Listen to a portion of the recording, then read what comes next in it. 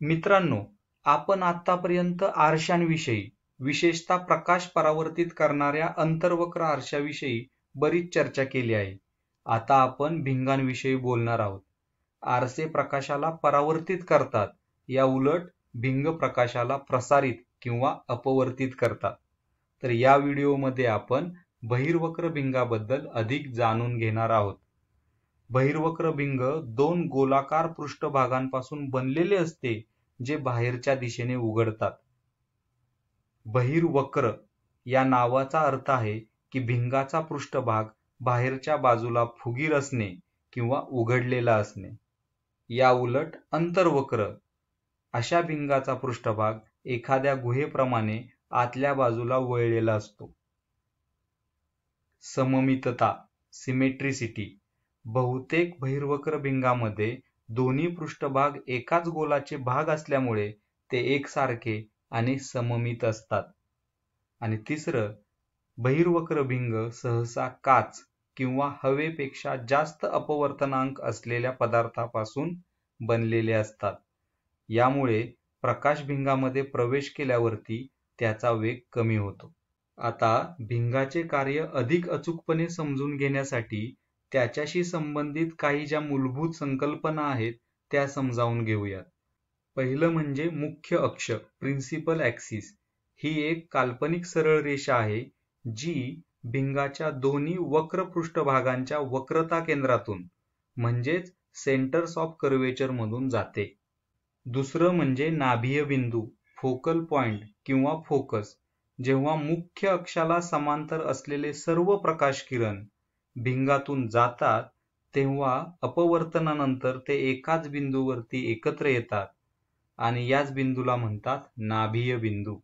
एका बहिर्वक्र भिंगाला दोन नाभीय बिंदू असतात, प्रत्येक बाजूला एक.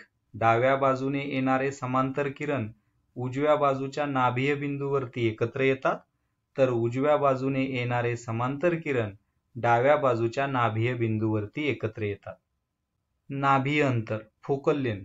तर भिंगाच्या केंद्रापासून नाभीय बिंदूपर्यंतच्या अंतराला नाभीय अंतर असं म्हणतात.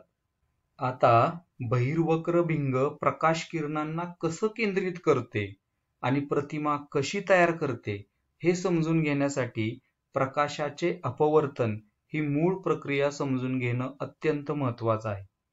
लक्षात घ्या, जेव्हा एखादा प्रकाश किरण एका माध्यमातून दुसऱ्या माध्यमामध्ये प्रवेश करतो तेव्हा तो वाकतो किंवा त्याचे अपवर्तन होते. जेव्हा एखादा समांतर प्रकाश किरण बहिर्वक्र भिंगातून जातो तेव्हा त्याचे दोन टप्प्यात अपवर्तन होते. तर येथे हा प्रकाश किरण आहे. जेव्हा हा प्रकाश किरण वेगवान माध्यमातून कमी वेगाच्या माध्यमात प्रवेश करतो, म्हणजे हवेतून काचेमध्ये जेव्हा प्रवेश करतो तेव्हा तो वाकतो.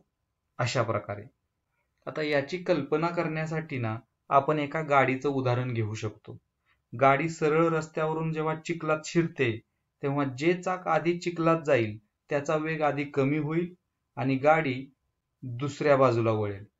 अगदी त्याचप्रमाणे प्रकाश किरणाचा एक भाग भिंगात आधी प्रवेश करतो, त्यामुळे तो मुख्य अक्षाच्या दिशेने म्हणजेच किंचित खाली वाकतो.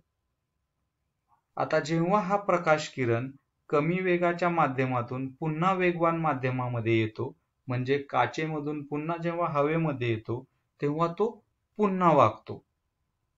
या दुसऱ्या टप्प्यात तो आणखी खालील दिशेने वळतो. तर अगदी याच प्रकारे भिंगावरती पडणारे सर्व किरण हे विशिष्ट बिंदूवरती एकत्र येतात आणि तो बिंदू म्हणजे नाभी, फोकस. तर अशा प्रकारे बहिर्वक्र भिंगाला दोन नाभीय बिंदू असतात. जेव्हा उजवीकडून प्रकाश किरण येतो तेव्हा तो डावीकडील नाभीय बिंदूवरती एकवटला जातो. भौतिकशास्त्रात अनेक क्लिष्ट संकल्पना सोप्या करण्यासाठी काही गृहीतके वापरली जातात.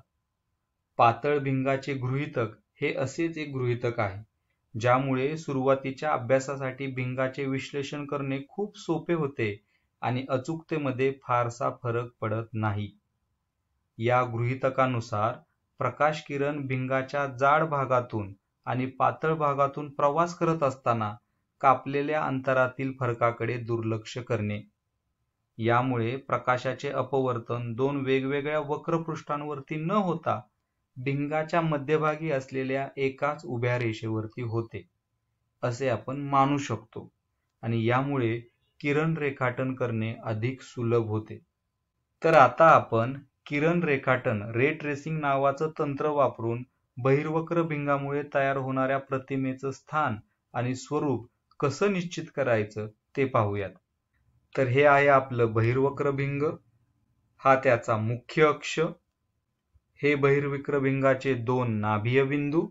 तर आपल्याकडे जी वस्तू आहे तो एक बाण आहे असं समजा आणि ती मुख्य अक्षावरती बहिर्वक्र भिंगाच्या डावीकडे नाभीय बिंदूच्या डावीकडे ठेवलेला आहे.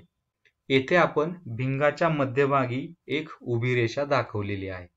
तर आता आपण मुख्य अक्षाला समांतर असणारा वस्तूच्या टोकातून जाणारा एक आपाती किरण येथे दाखवलेला आहे.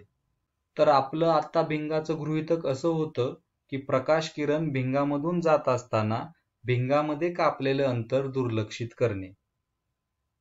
ठीक आहे. तर आता हा समांतर आपाती किरण, मुख्य अक्षाला समांतर आपाती किरण वस्तूच्या टोकातून निघालेला आहे, तो आपण मध्यभागी उभ्या रेषेवरती दाखवलाय, बरोबर. तर हा मुख्य अक्षाला समांतर जाणारा प्रकाश किरण भिंगातून अपवर्तित झाल्यावर दुसऱ्या बाजूच्या नाभीय बिंदूतून जाईल, बरोबर. आता आपण काढूया नाभीय बिंदूतून जाणारा किरण. वस्तूच्या बाजूच्या नाभीय बिंदूतून जाणारा प्रकाश किरण भिंगातून अपवर्तित झाल्यावर दुसऱ्या बाजूला मुख्य अक्षाला समांतर जातो. हे पहिल्या नियमाच्या अगदी उलट आहे. आणि तिसरा एक किरण असतो जो भिंगाच्या प्रकाशीय केंद्रातून जातो. तो किरण कोणत्याही विचलनाशिवाय किंवा अपवर्तनाशिवाय सरळ पुढे जातो. आता इथे आपण हा तिसरा किरण दाखवलेला नाहीये. आता हे सगळे किरण जिथे एकत्र येतात तिथे वस्तूच्या टोकाची प्रतिमा तयार होते. आता आपण जी प्रतिमा तयार झालीये त्याची काही वैशिष्ट्ये पाहूयात. पण लक्षात घ्या, जी प्रतिमा तयार होते त्याची वैशिष्ट्ये ही आपण वस्तू कोठे ठेवलीये त्याच्यावरती अवलंबून असतात. आता आपल्या या केसमध्ये आपण वस्तू ही बहिर्वक्र भिंगाच्या डावीकडे आणि नाभीय बिंदूच्या पण डावीकडे ठेवलेली आहे, बरोबर. मग आता हिची काय वैशिष्ट्ये आहेत पहा. पहिलं तर तयार झालेली प्रतिमा ही मूळ वस्तूच्या तुलनेत उलटी आहे, बरोबर. दुसरं, ही एक वास्तव प्रतिमा म्हणजे रियल इमेज आहे. वास्तव प्रतिमा म्हणजे जिथे प्रकाश किरण प्रत्यक्षात एकत्र येतात. याचा अर्थ जर त्या ठिकाणी आपण एक पडदा ठेवला तर त्यावर आपल्याला ती प्रतिमा स्पष्टपणे दिसेल. याचा अर्थ बहिर्वक्र भिंगामुळे तयार होणारी प्रतिमा ही वास्तव व उलटी असते. तर या व्हिडिओचा थोडक्यात सारांश असा. तर या व्हिडिओमध्ये आपण बहिर्वक्र भिंगाची रचना, त्याचं कार्य आणि प्रतिमा निर्मितीची प्रक्रिया समजावून घेतली. आपण पाहिलं की बहिर्वक्र भिंग समांतर प्रकाश किरणांना एका नाभीय बिंदूवरती केंद्रित करते आणि या तत्वाचा वापर करून वस्तूची वास्तव आणि उलटी प्रतिमा तयार होते. आता याची पुढची पायरी म्हणजे जर वस्तू वेगवेगळ्या ठिकाणी ठेवली तर अशा वेगवेगळ्या परिस्थितीत तयार होणाऱ्या प्रतिमा ज्या आहेत त्यांचं स्वरूप कसे बदलेल हे पाहणं. तर इथेच थांबूयात. धन्यवाद.